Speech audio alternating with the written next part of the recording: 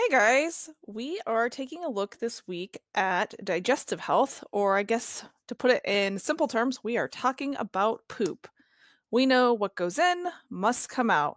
So, looking at this gives us a really nice snapshot of what's going on in the body and how your food is getting digested and absorbed. Again, so the polite way to talk about this is we are looking at your digestive health.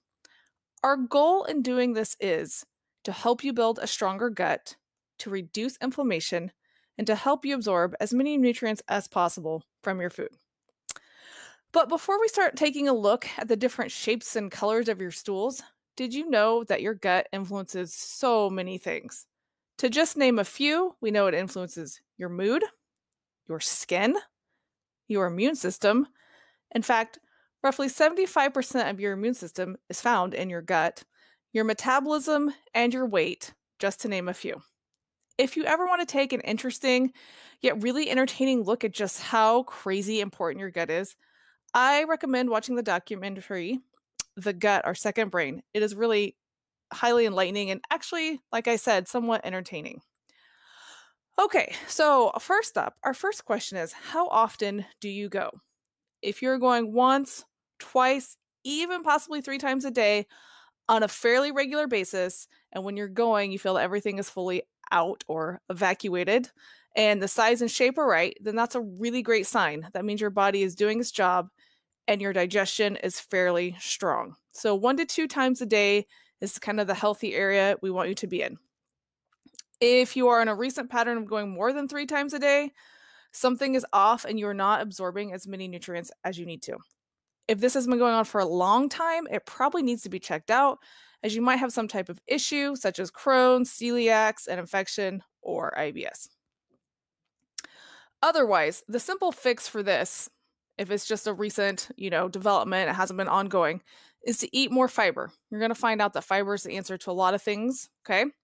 We've mentioned fiber before because it's awesome.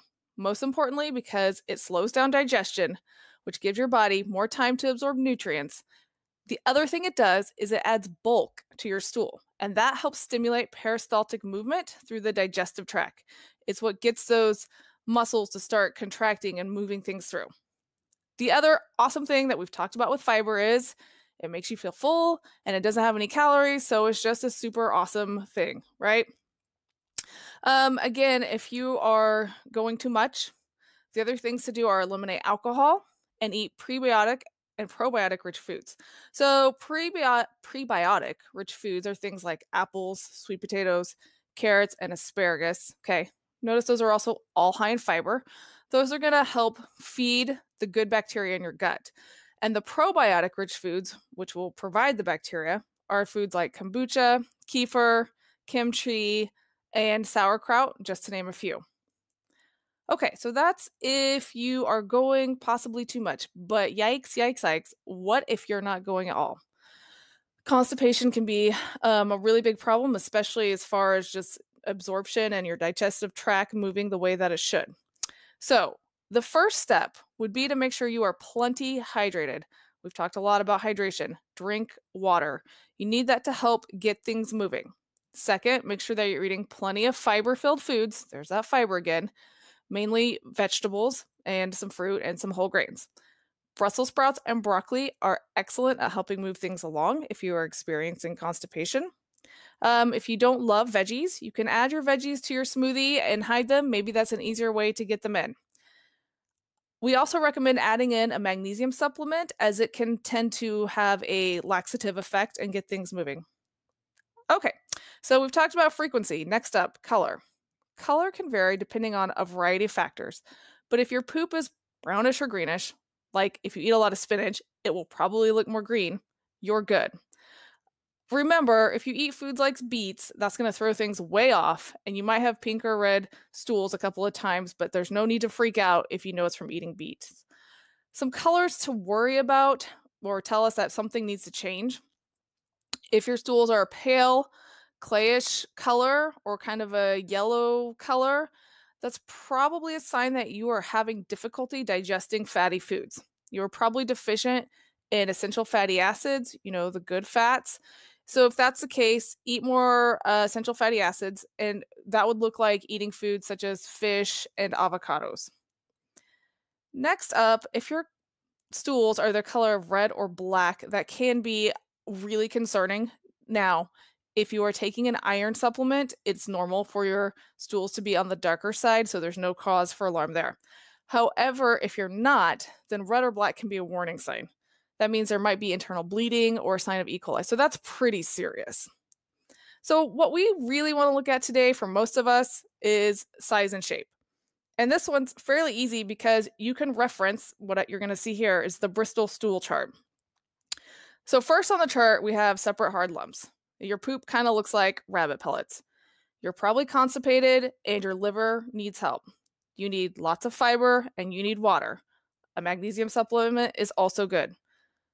Milk thistle can also help support the liver. So, if you're experiencing that, those are the things we recommend doing. Second on the chart, if it's lumpy and sausage shaped, you're still probably looking at some kind of mild constipation. So the answers are going to be the same: fiber filled foods, water, and possibly magnesium supplement. Numbers 3 and 4 on the chart, those are considered healthy. So if it's solid and it looks like a sausage with some cracks on the surface, you're doing something right. If it's smooth and soft like a sausage or snake, you're still on the right track. Now, once we move on and it looks like 5, 6, or 7, then that tells us again we need to make some adjustments in our diet.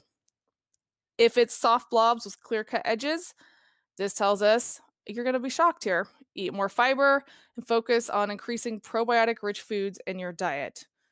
Probiotic rich foods are things like we just talked about, but remember sauerkraut, pickles, depending on how they process them.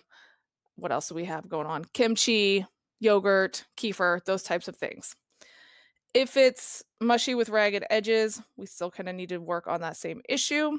And then if you have constant diarrhea, well, if it's just for 1 or 2 times, if you're sick, you ate something bad, or you've created some GI distress while training or racing, we know this is a temporary issue. However, like I was saying, if you have it constantly, it's a common occurrence for you, then we need to go back to what we talked about earlier, that you need to get this checked out, as it could be something way more serious like Crohn's or IBS or something. But what we do know is if it's happening a lot, your body is not absorbing the nutrients that it needs to. Everything is kind of passing through. The other thing that's not listed on the chart is if your stools are thin and shreddy. If they are, your colon is screaming for help. So the answer: fiber, fiber, some more fiber, and of course, water.